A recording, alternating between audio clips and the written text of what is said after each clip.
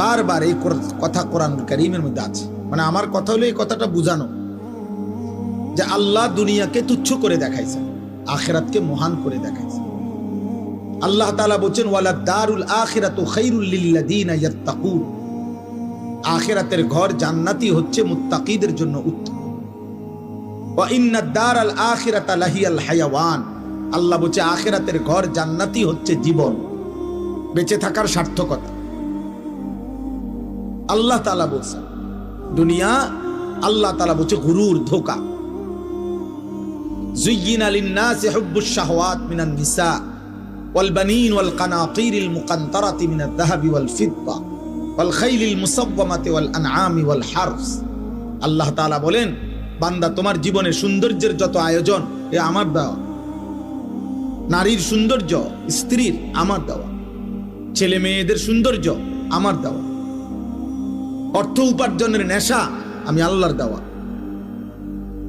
আমি আল্লাহর দেওয়া, চারিদিকের এই যানবাহনের সৌন্দর্য আমি আল্লাহর দেওয়া, চতুষ্পদ জন্তু জানোয়ার আমি আল্লাহর দেওয়া, সমস্ত ফল ফসল ক্ষেত উৎপাদন আমি আল্লাহর দেওয়া।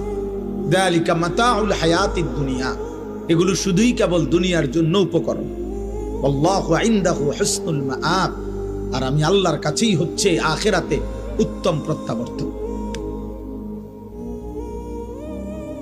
সাফ সাফ কোরআনের আয়াত, আপনি না বুঝলে কারোই কিছু করার নেই।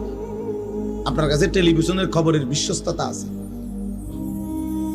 আপনার কাছে সংবাদ পাঠিকা কোন নারী সংবাদে চ্যানেলে খবর বললে সেটার মধ্যে আপনার কাছে নির্ভরতা আছে, হতেই পারে আমার কাছে আমার মালিকের কথার বিশ্বাসযোগ্যতা আছে।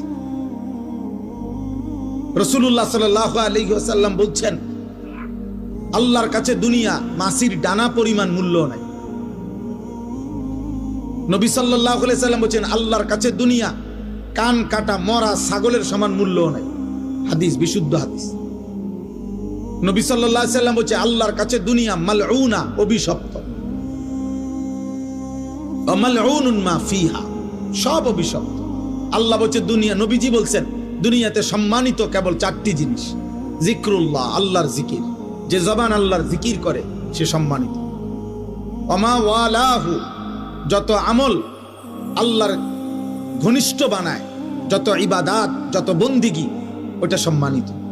3, আলিমুন, কোন আলেমে দ্বীন সম্মানিত। 4, মুতাআল্লিমুন, কোরআন সুন্নাহর ইলম শিখে যে আল্লাহর নবী হচ্ছে সে সম্মানিত। আর কোনো কিছু দিয়ে কেউ